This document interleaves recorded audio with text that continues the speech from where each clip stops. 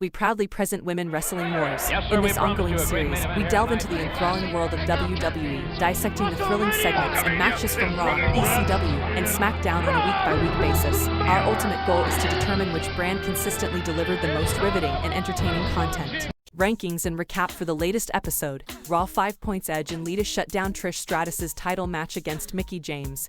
This segment not only builds the feud between Lita and Trish, but also sets the stage for a potential Mickie vs. Lita match. While fans were disappointed by the lack of a free TV women's title match, the storytelling was strong. Melina and John Morrison watch Kane defeat Shelton Benjamin. Melina's involvement continues to build her character alongside Morrison's IC title storyline. Trish Stratus kisses Carlito for the first time, adds a romantic subplot, enhancing character dynamics. Shane McMahon flirts with Torrie Wilson and Candice Michelle, a lighthearted segment that adds some fun and character interaction. Edge and Lita defeat Trish Stratus and Carlito. This match was one of the best of the month, showcasing in-ring talent. SmackDown 3 points. Vickie Guerrero asks Chavo to stop the war with Rey Mysterio, adds emotional depth and family drama, driving the storyline forward. Damian Sando and Casey James with Michelle McCool vs. Paul London and Brian Kendrick highlights McCool's managerial role and brings attention to the tag division. Ashley Massaro and Kristal argue over Luke Perry, continues their rivalry with a personal angle. Vickie Guerrero begs Rey Mysterio to forgive Chavo for Eddie. Vickie's emotional plea adds layers to the family feud. Vickie Guerrero gets hurt during Rey Mysterio vs.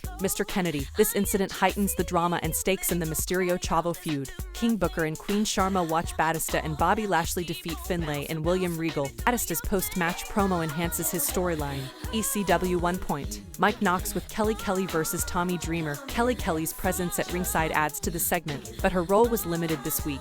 Test and Mike Knox with Kelly vs. the Sandman. Again, Kelly's involvement keeps her in the spotlight but needs more impactful moments. Kevin Thorne with Ariel vs. Al Snow provides a solid showing, but Al Snow's last match lacks significant storyline progression for the Vixens. Raw 43 points. SmackDown 22 points. ECW 15 points. The episode of Raw kicked off with the reigning WWE Champion Edge, accompanied by Lita, making their presence felt in the ring. Edge, seizing the microphone, declared his presence emphatically, subtly undermining the absent former champion, John Cena. He teased the audience with a hint of an incident from earlier in the day, but opted to narrate a tale first, focusing on a champion under duress. Edge confessed to the pressures of defending the WWE title against John Cena at SummerSlam, highlighting the added pressure of a potential disqualification loss in Cena's stronghold.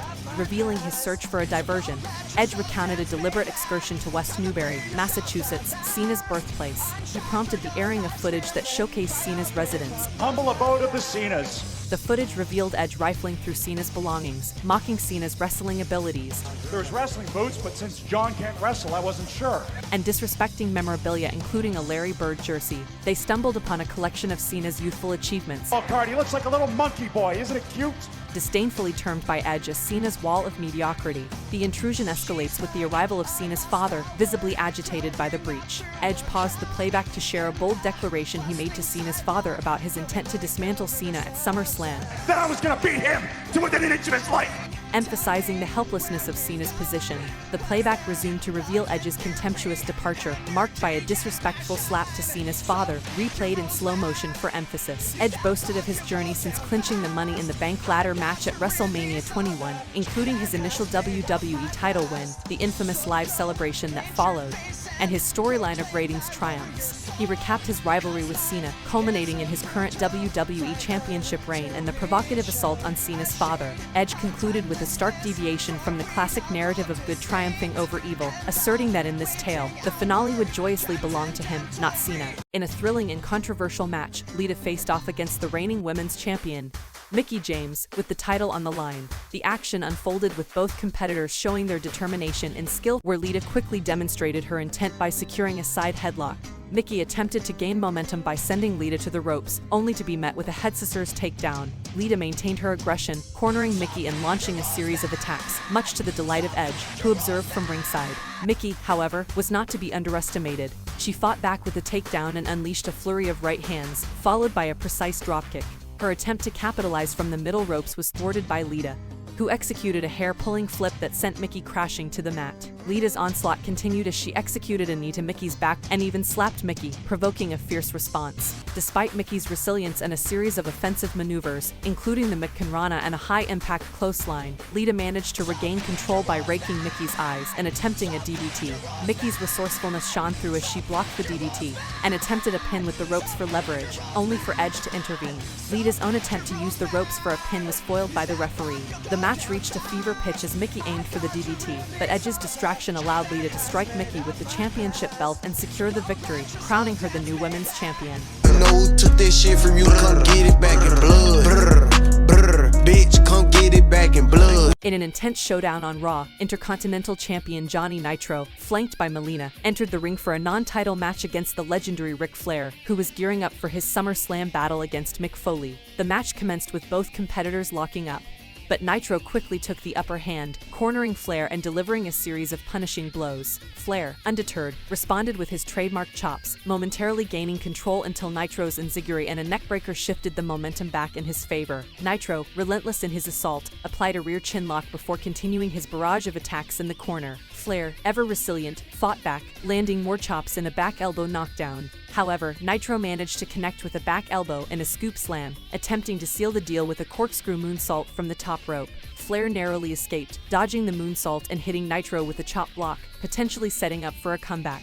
The match took a chaotic turn as Mick Foley invaded the ring, Melina's low blow to Flair and Foley's ruthless assault outside the ring, including a near-disastrous moment with the ring steps, underscored the brutality of the encounter. Foley's aggression didn't stop there, as he choked Flair with his boot against the steps, inciting chants of disapproval from the fans. In the end, Foley, Nitro, and Melina retreated up the aisle, leaving Ric Flair battered and bruised at ringside. During the exciting segment of Raw dedicated to the Diva search, The Miz took center stage. He stood in the ring alongside the final four contenders, Jen, Layla, Rosa, and JT. Let me talk to her. All these niggas wanna fuck JT. They do. Hellcat, this a SRT.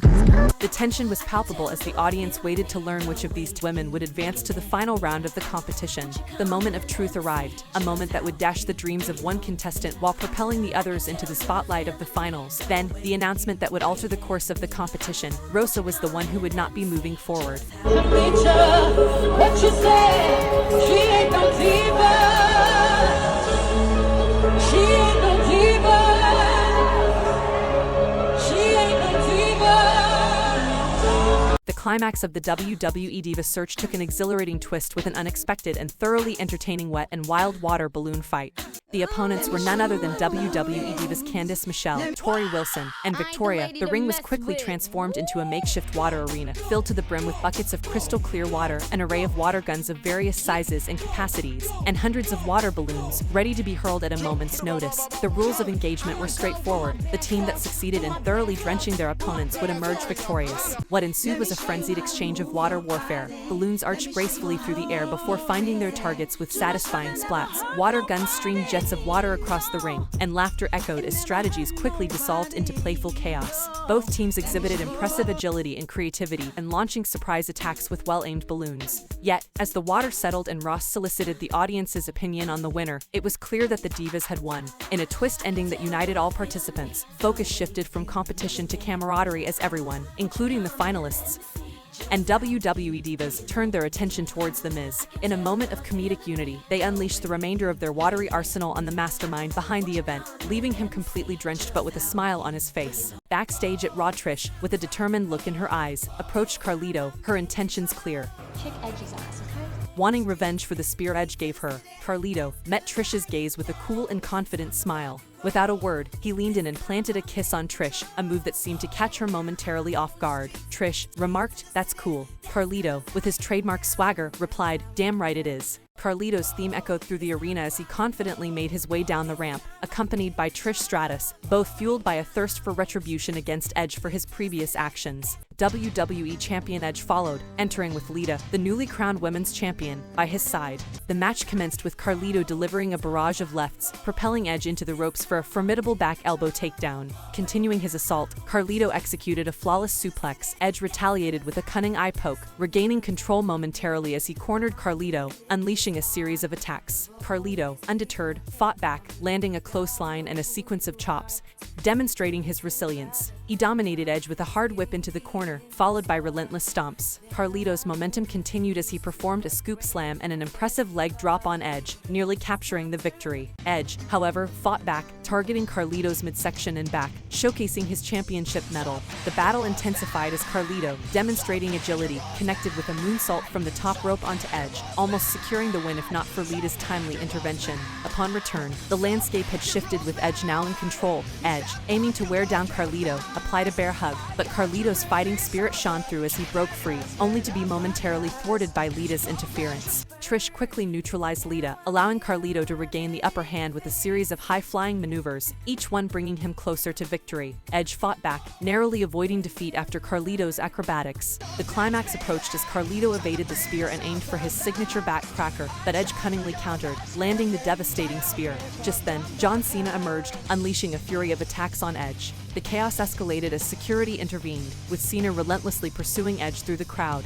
As the electric atmosphere of ECW filled the arena, the familiar strains of Mick Foley's music heralded his arrival to the ring. Foley addressed the crowd, mentioning his invitation to Ric Flair to join him on ECW, a proposal Flair seemed poised to decline. With a gleam in his eye, Foley hyped their upcoming SummerSlam bout as destined to be a landmark in WWE's violent history. Foley took a moment to dismantle Flair's assertion that Foley's career skyrocketed only after his harrowing fall from the cage. I remember being thrown!